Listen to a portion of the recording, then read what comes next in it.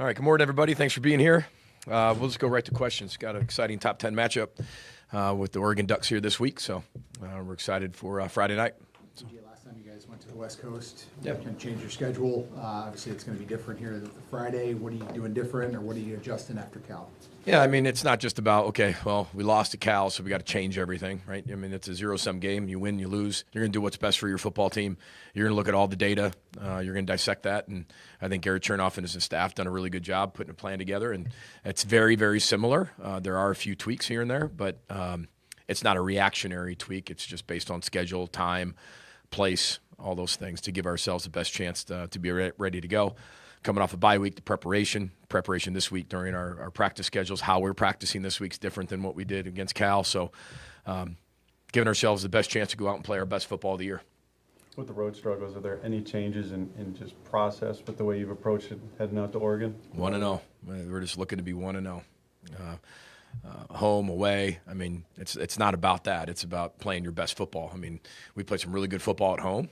On the road, I mean, we played some really good teams on the road as well.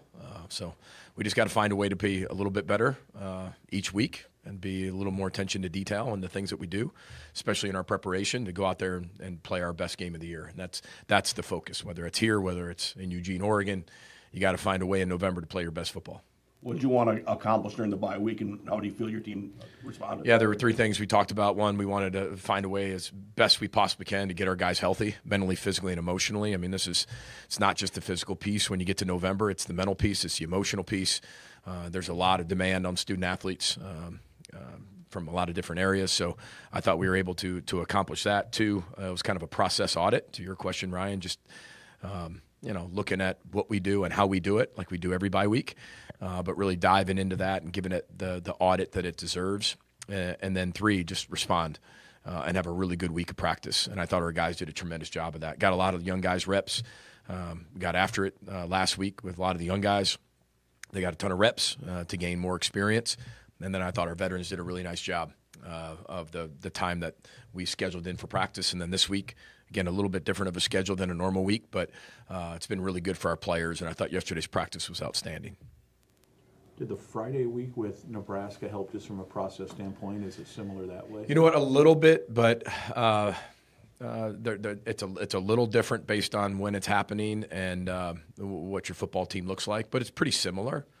But this week's a little bit different than it was the Nebraska week, coming off the bye week. So that's the main difference, that you had the bye week prior to it, and put ourselves in a position to hopefully be as healthy as possible. You're never going to be completely healthy when you get to November, but doing everything we can to get as many guys back as we possibly can. Some will be back, some won't.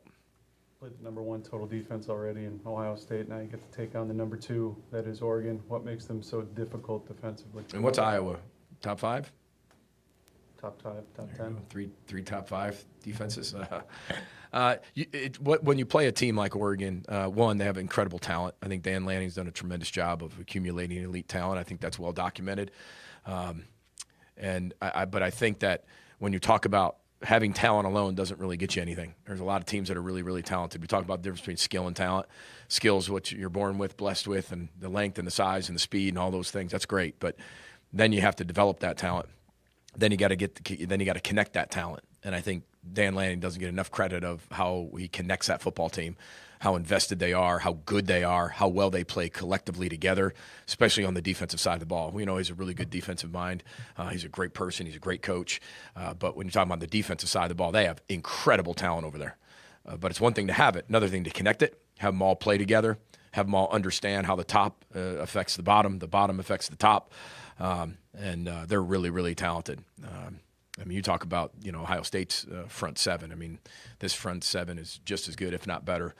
And when you look at them and you look at, what the game looked like with Iowa, I think everybody understood, what kind of matchup that was going to be, and it was exactly what everybody thought it was going to be. And, we played some really good defenses, but it makes you do a lot of the really, really small things really, really well.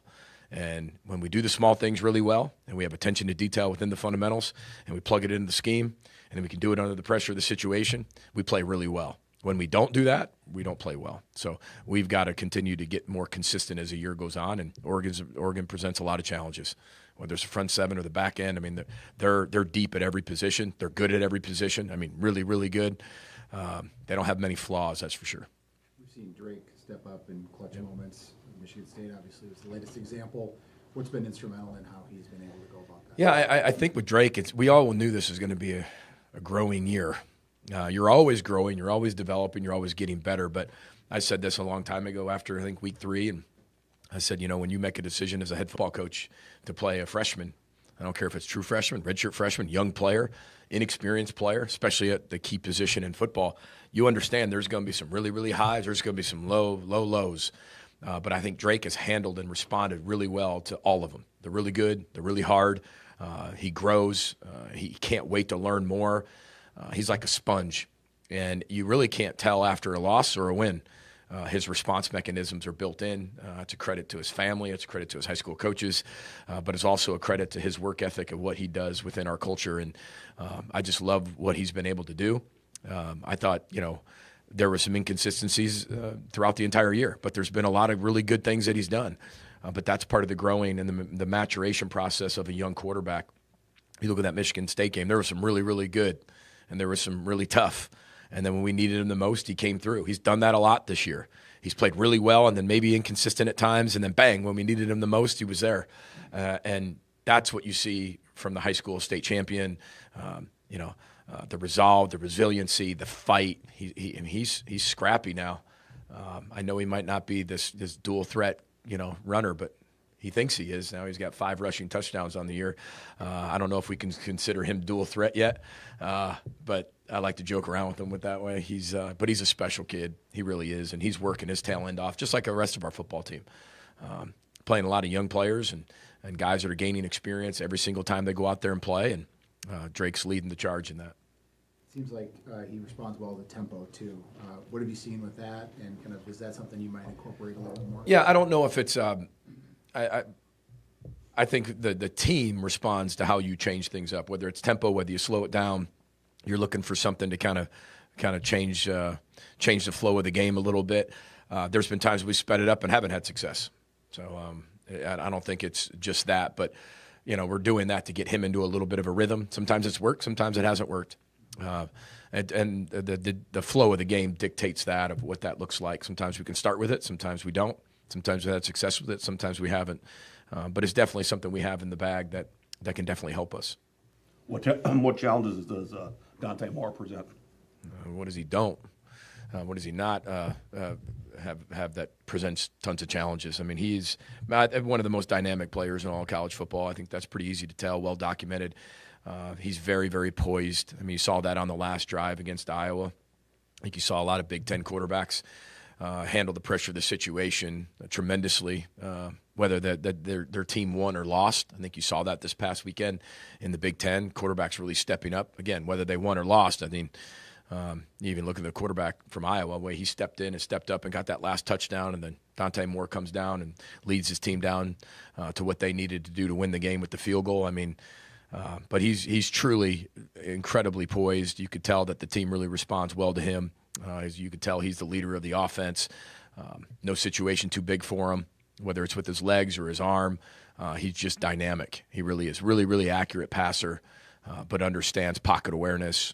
Moves really well in the pocket. Good arm angles. Very accurate passer.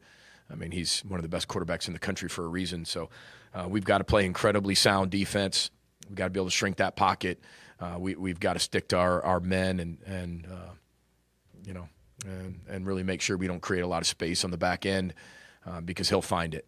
And they've got people who can run on the outside and create space and separation, and that helps him out as well as a really strong offensive line and tight ends and really, really good run game. So besides that, I mean, I don't know what issues you're talking about, Randy. What might change when their skill or their pass catchers, or you don't know who might be out there? I don't know if it matters, Andy, to be honest. Like when you look at their roster and you look at the top 6 wideouts, they're all phenomenal. So whether they're missing one or two of them, I mean, the other guys this past week stepped in, stepped up. It didn't matter the conditions. They do a really good job of attacking the ball, catching the ball out in front. Really strong pass catchers, creating space, understanding when to be body catchers and when to be able to, go up and get it with your hands. I mean, they're really talented. They create separation better than anybody. maybe as good as the guys from Ohio State, being able to create separation. Now, I think the two guys at Ohio State are phenomenal. I mean, it was easy to tell against us, but they're probably looking at our film going, okay, we're going to be able to create some stuff, but we got to play our best football on defense, that's for sure. And it all starts up front, and then our guys on the back end doing their job. So it's a great, great challenge for us, that's for sure, but got a lot of respect for the talent they have and the type of offense that they run. You guys lead the Big Ten in sacks, yet takeaways on the other side Yeah. have been tougher to come by. How do you view being so disruptive up front and getting the sacks, getting home, but also on the other side of the coin with 78% not being able to generate the takeaways from those? Yeah, I mean, the ball's everything, right? Sometimes you can look at a sack and then they punt, and you can kind of look at that as a takeaway. I think sometimes we're getting more and more sacks, which are allowing them not to just throw the ball up where we can get a takeaway. You want to get takeaways, as many as you possibly can, and we're not getting enough, that's for sure. But on the back end, we're creating a lot of second and longs, third and longs. We just got to be even better at creating punts after those. Too many times we're getting first downs and create a turnover in a punt form, because if they're going to be really smart and take the sack, because they can force it, they can run out there with the ball loose, and they're doing a really good job when they are taking sacks of protecting the football for the most part. But our guys got to get after the football when we're able to get pressure on the quarterback, and then if the quarterback makes a decision, throw it up, we got to go get it. But that's something that we're not doing anything wrong. I don't look at that, Andy, as I break or Ryan, when I break it down. Like when I peel back the onion, I'm not looking at it and saying, we're doing something bad or something wrong. They're getting after it. I mean, we're punching at the ball when we tackle. I mean, when they throw it to us, we're catching it. But we're getting a lot of sacks on the back end too. So, those will come. We just got to continue to control what we can control, continue to play elite defense, continue to put pressure on the quarterback, get after the ball, and eventually they'll start coming out. One or two more for Coach? Devin had probably his best game of the year. What went into that? Yeah, I think he's had a really good year. I don't know if it's just his best game of the year. I think he continues to change his best, and I do agree with you. It was a really good game, but he has just continued to be dedicated, doing the unrequired work. I mean, you talk about full commitment. I mean, Devin has been that way all season long. And you talk about somebody who's grown up and matured within the culture and the program. Devin deserves a lot of credit. Even the NFL scouts come in here and they're like, all right, who's this guy? You look at his tackles and you look at his productivity. Devin's figured it out. And everybody figures it out at different times. And they grow up at different times. They mature at different times. They have an aha moment at different times. And Devin's done a really good job of really playing at a high level. So, I'm just really proud of him and what he's been able to do. And, he's got a ton of tackles right now. You're talking about Devin Williams? I always talking about Eastern. But Oh, shoot. I thought you were talking about – we got multiple Devins. Yeah, that was my fault. But listen, Devin Williams has been awesome. So who else you want to talk about? Devin Eastern? We'll just go through all the Devins. We'll cover just like Prince, one name, Devin. But no, Devin Eastern, he just got to continue to keep working on his pad level, playing really low. Because when he plays low and he plays explosive, plays with his hands are out in front, brings his hips with him. He's one of the best in the country. He's pretty unblockable. There are times, you'd love to be able to have 2 Devin Easterns or 3 Devin Easterns, and you can rotate them in there and keep them really, really fresh. But he's known that he's going to have to play 50, 60 snaps this year per game, and I think he's excelled. Played one of his best games, as you mentioned. He loves football. Ever since we brought him here, he loves football. He loves being on that football field. And same thing, the maturation process happens at different times. He's really taken on that leadership role of the D-line, really answered the bell that way. There's a lot of young players in there, and it's been fun to watch him kind of go from the guy who you had to lead to the guy that now is leading.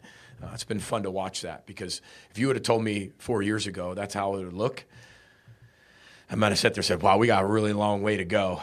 But he deserves a lot of credit because he's grown up an awful lot. And I think you see that on the field with his productivity and the importance to him that he has success and that he leads the guys around him. Everyone all set? All right. See everybody in Eugene. Thanks for coming. Row the boat, Sky Mago Gophers.